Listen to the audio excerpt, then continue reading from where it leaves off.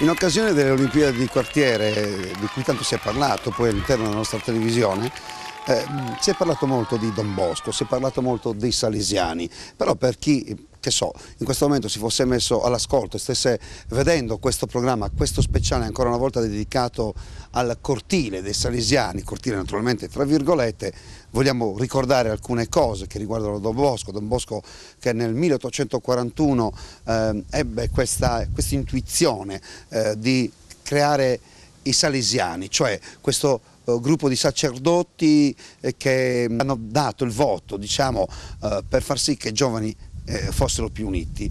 Si è parlato tanto nell'occasione delle Olimpiadi di quartiere, di internet, di quanto comunque i tempi stiano cambiando e di quanto comunque tra i giovani ci sia meno aggregazione. Credo che i salesiani in questo momento sono coloro che in qualche modo fanno la differenza sotto l'aspetto aggregativo. Sì, fanno sempre un po' quella differenza. La congregazione salesiana, diciamo che nel 2010 è ancora una congregazione viva, che ha un qualcosa da dire ancora ai giovani, perché i salesiani appunto sono nati proprio per i giovani. Ci sono tante agenzie dove appunto cercano di lavorare con i giovani, i francescani che iniziano a lavorare con i giovani, i samaritani e cose varie, però noi ce l'abbiamo proprio come carisma.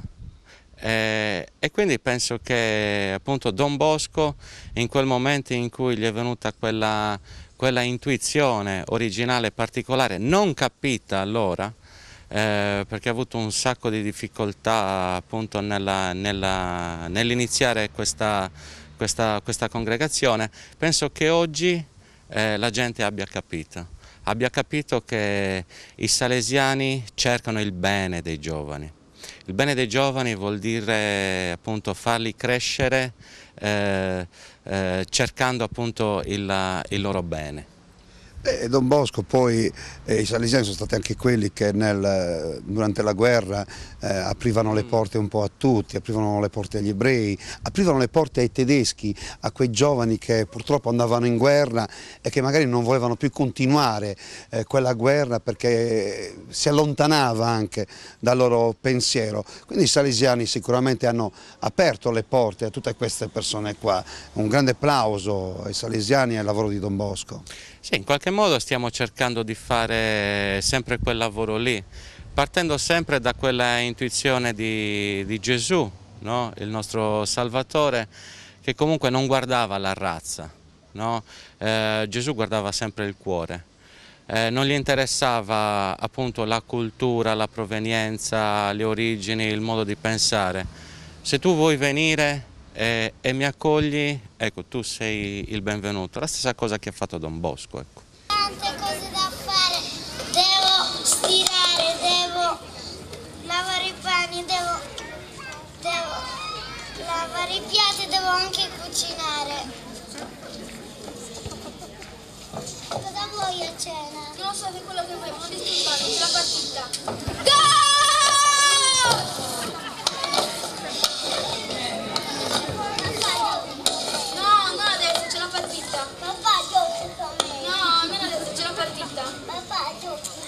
No, ce l'ho partita, poi te la mamma. Mamma, giochi con me. No, tante cose da fare. Mamma, giochi con me. No, mamma, giochi con me. No, vai in cortile e stai attento.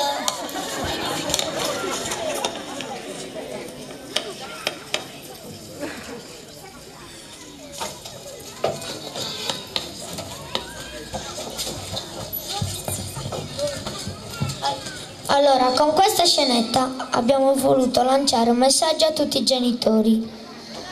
Quando i vostri figli vi chiedono di giocare con loro, anziché ignorarli e continuare i vostri impegni, tornate un po' bambini e giocate con loro.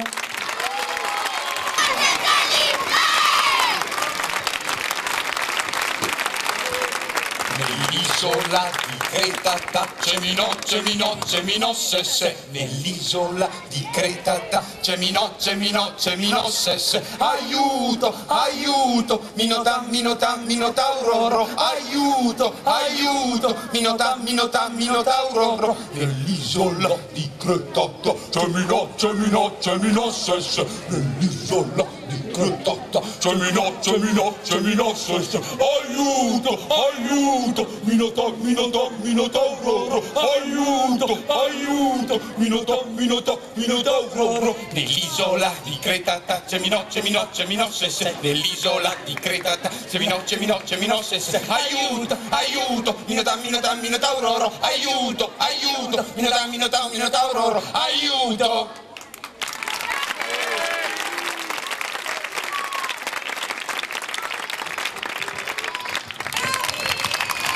Io credo che, come dire, queste serate siano tra le più faticose, insomma, che io faccio durante l'estate. Per esempio, ma fammi capire, ma tu chi sei? Pazzo. Ma Pazzo, quello di Sassari, quello che ha fatto tutti quei programmi televisivi, che ha fatto anche Italia 1, che poi tra l'altro l'altro giorno ci siamo trovati insieme, che tu hai giocato a calcio con me la settimana scorsa, ma tu sei proprio tu? Ragazzi, ma facciamo un applauso. Un sassarese, signori, un sassarese che, come dire, fa conoscere meglio la nostra città, vero? Ma tu dici sempre sì? Senti, ma se io ti chiedessi per un attimo di cambiare posizione e chiedere un applauso, lo faresti? Mi presti 100.000 euro? No. Vabbè ragazzi, però, cioè come dici sempre sì, e poi ti chiedo i soldi e mi dici di no. Ma scusa, un pochettino, come dire, allora, mi vuoi raccontare qualcosa della tua vita? Allora, fammi capire che sei venuta a fare qua, Pazzo. Pubblicità. Se vuoi risolvere la tua vita con un cliente, sparati.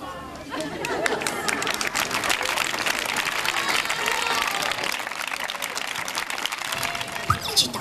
Nel mio intimo c'è Cilli. E chi te l'ha messo?